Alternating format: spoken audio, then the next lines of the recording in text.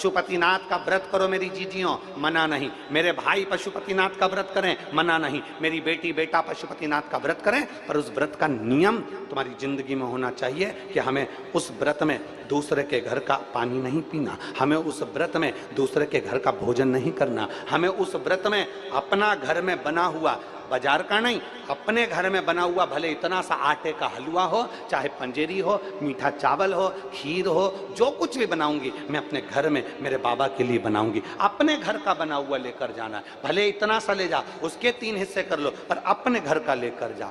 हमें पशुपति व्रत है हमारा, हमें किसी के घर का पानी नहीं पीना है। हमारा पशुपति व्रत है, हमें किसी के घर का भोजन नहीं करना है। हमारा पशुपति व्रत है, हम जिस मंदिर में पहला व्रत करें, 5 व्रत हमारे उसी मंदिर में हो, भले हम कहीं पर चले जाएं, बाद में आए तब करें, पर पशुपति व्रत उस जगह पर हो जहां हमारा पहला व्रत हुआ है। अब आज के जमाने में लोगों ने पशुपति व्रत को भी ऐसा ढोंग और प्रपंच बता दिया कि पशुपतिनाथ का व्रत ऐसे करना, सुबह से उठकर कहीं पवित्र नदी में स्नान करने के लिए पहुंच जाना, फिर वहां से आना, फिर ये करना, फिर वहां से आना, फिर ऐसा करना, फिर वहां से आना, वो करना ना।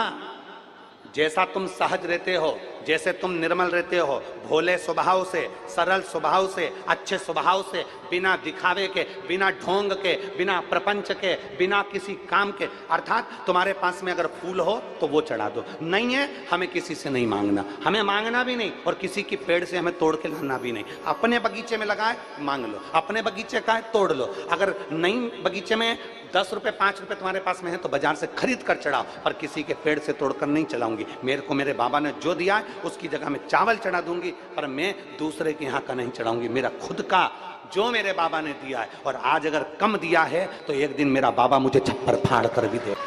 ढोंग प्रपंच में अपनी जिंदगी नहीं जीना, दिखावे में अपनी जिंदगी नहीं जीना, दिखावे से परे होकर अपने जीवन को जियो, दिखावे से परे हो।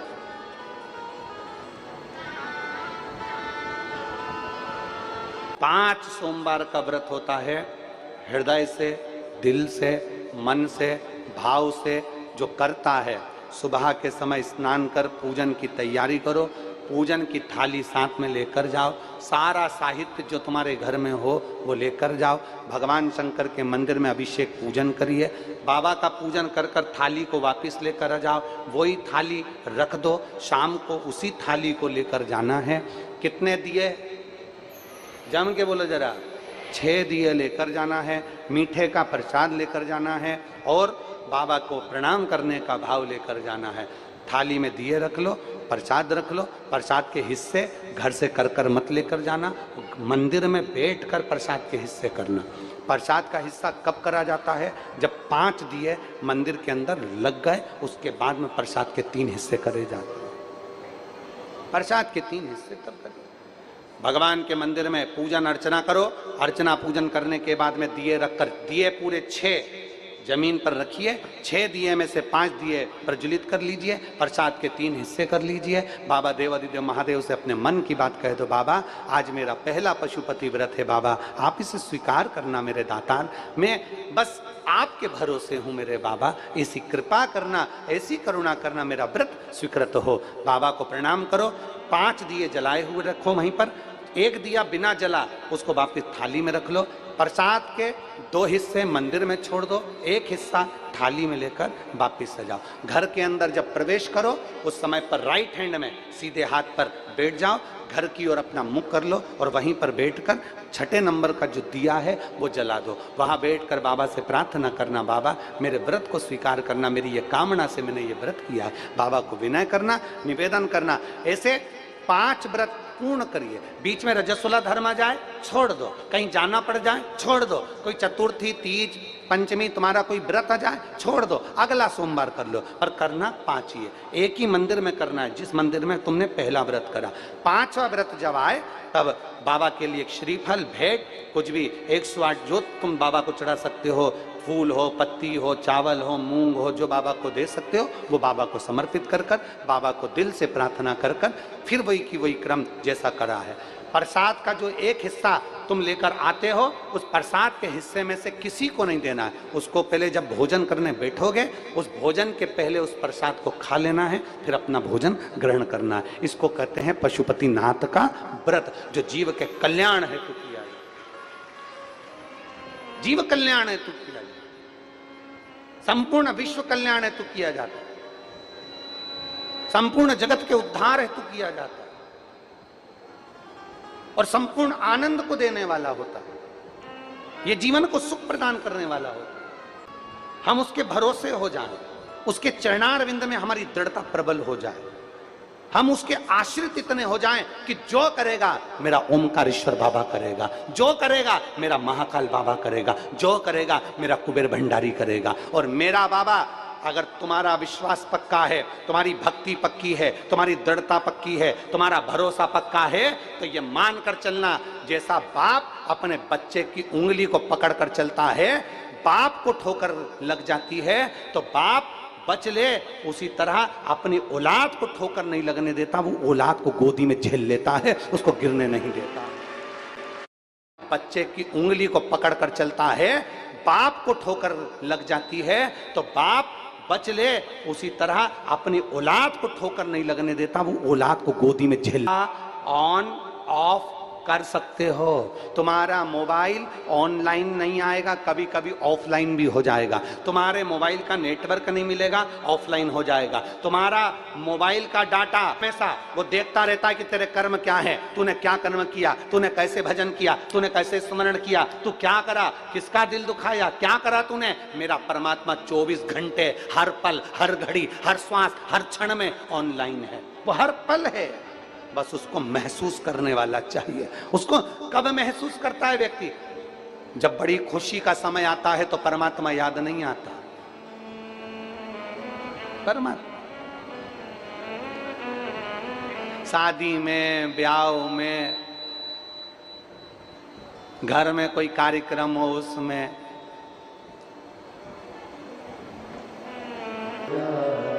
तू बज नहीं पाएगा, अरे ओ अज्ञानी मत करना दानी, अरे ओ अज्ञानी मत करना दानी। हम अपने पुण्य का डिंडोरा ना पीटें। तारकासुर के 3 बेटे तारकाक्ष, विदुम्माली और कमलाक्ष की भगवान ब्रह्मदेव का तप किया, ब्रह्मा जी से वर प्राप्त किया, वर दीजिए हम मरे तो एक साथ 3 पुरियों का निर्माण कर दीजिए और हमारे प्राण छूटे तो एक साथ। तीनों ने विचार कर लिया, तीनों कभी इकट्ठे मत होना, तीनों कभी एकाग्रित मत होना, तीनों एक जगह पर मत मिलना, अगर मिलेंगे तो मर जाए, तीनों मत मिलो कभी भी।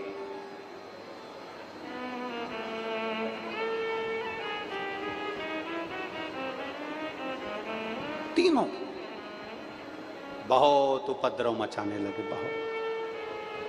बहुत उपद्रव मचाया उन्होंने, बहुत। जब वर मिल जाता है, जब हमें कुछ अच्छा प्राप्त हो जाता है,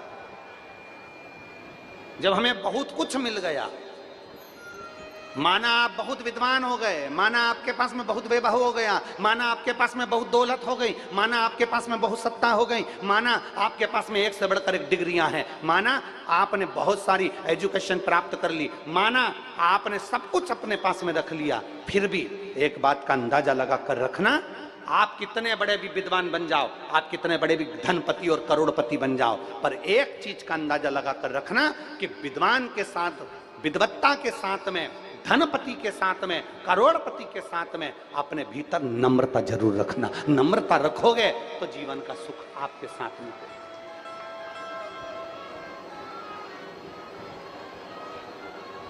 नम्रता वो अपनी जिंदगी का एक बहुत बड़ा पहलू है। एक विनम्रता अपने जीवन का बहुत बड़ा पहलू है। जितनी विनम्रता, जितनी मीठी वाणी, जितनी अच्छे शब्द, जितनी अच्छी वाणी आप दुनिया के लिए बोल सकते हो, उतना बोलने का प्रयास करिए। तारकासुर के 3 बेटों ने उपद्रव मचा दिया। तारकासुर के 3 बेटे तारकाक्ष, विदुम्माली, कमलाक्ष की उपद्रव मचा दिए। उपद्रव, बहुत उपद्रव मचाया। देवता परेशान हो गए। सारे देवता परेशान हुए तो विचार कर आप करें तो करें क्या करा, क्या कर सकते हैं अपन। हे शिव,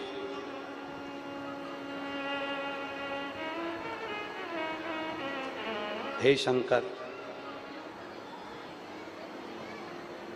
हे करुणा सागर, हे त्रिकालदर्शी, हे कैलाशी, हे अविनाशी, शिव कृपा करें, बाबा करुणा करें। आप कृपा करेंगे तो दुनिया कृपा करेगी, आप दया करेंगे तो दुनिया दया करेगी। आप कृपा करें।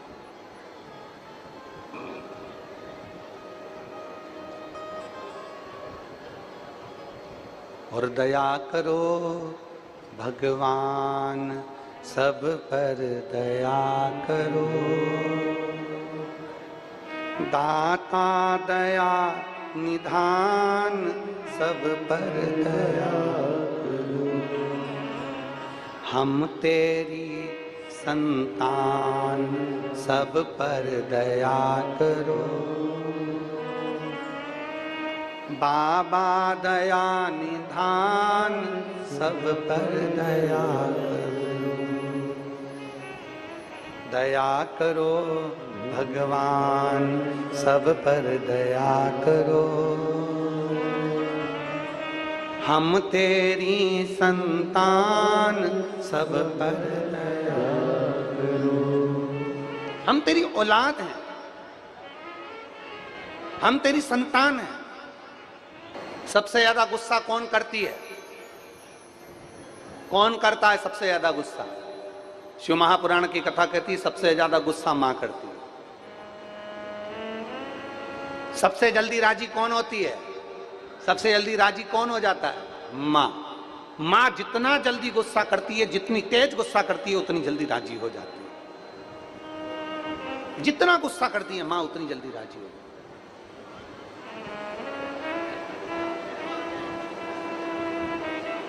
मां रूपी धन, मां रूपी रतन को समझना बहुत कठिन, बहुत कठिन समझना। मां जितना जल्दी गुस्सा करती है, जितनी तेज गुस्सा करती है, उतनी जल्दी राजी हो जाती है। जितना गुस्सा करती है मां, उतनी जल्दी राजी हो जाती है।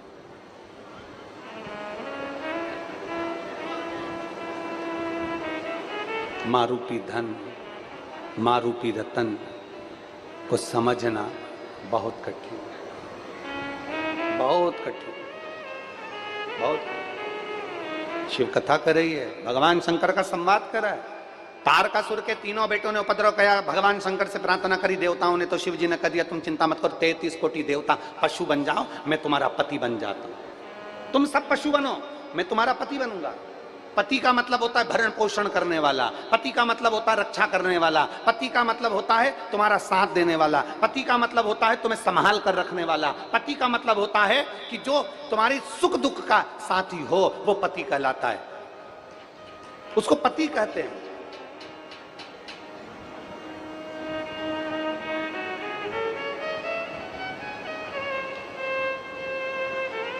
और मालूम पड़े तुम्हारे सुख दुख में वो शामिल ही नहीं है, तुम्हारे सुख दुख में कोई साथ ही ना दे रहा, तो पति कैसे कहेंगे? शिव जी कह रहे हैं मेरा एक नाम बनने जा रहा है, कौन सा? पशुपति नाथ। पशुपति नाथ मेरा नाम बनने जाएगा।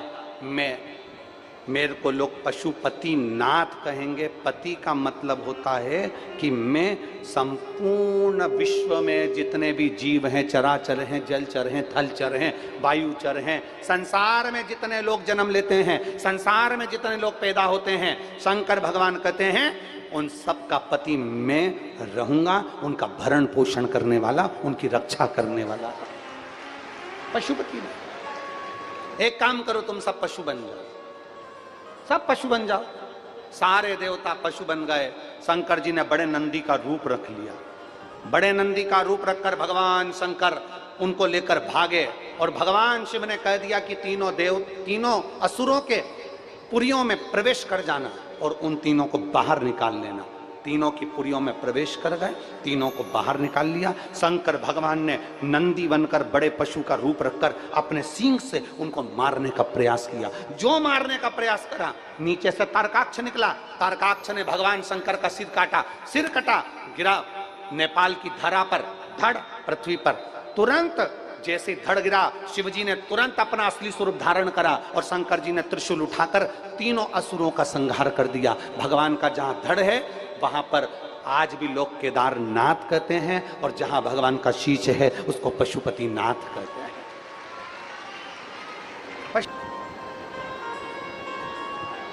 हमारी इतनी सामर्थ्यता नहीं कि हम पाशुपत्य अस्त्र को स्वीकार कर लें। भगवान कृष्ण ने भगवान शंकर की इतनी आराधना करी थी उस पाशुपत्य अस्त्र को प्राप्त करने के लिए,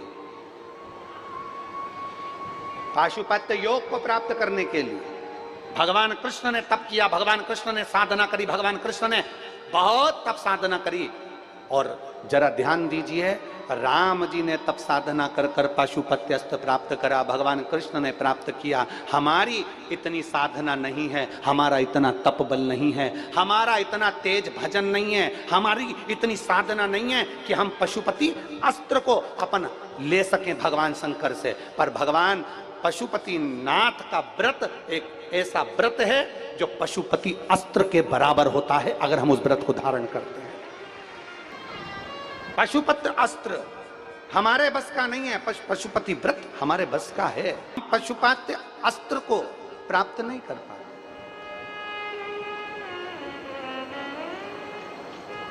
हम पशुपति अस्त्र को प्राप्त नहीं कर पाते, पर हम पशुपति व्रत को धारण कर सकते हैं। हम पशुपति व्रत को धारण कर सकते हैं।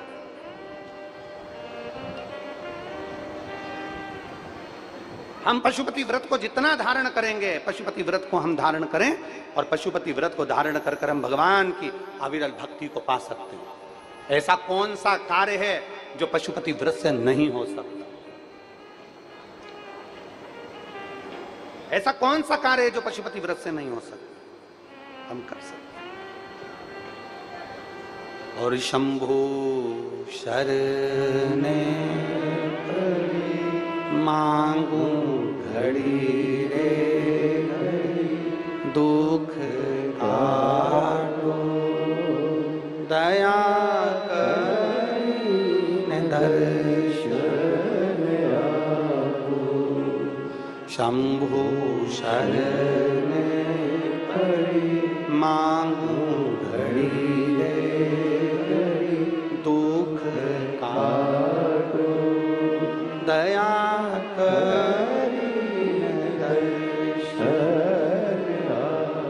ऐसा कौन सा कार्य? मेरे राम जी को भी पाशुपत्य अस्त्र की जरूरत पड़ी, मेरे भगवान कृष्ण को भी पाशुपत्य अस्त्र की जरूरत पड़ी। और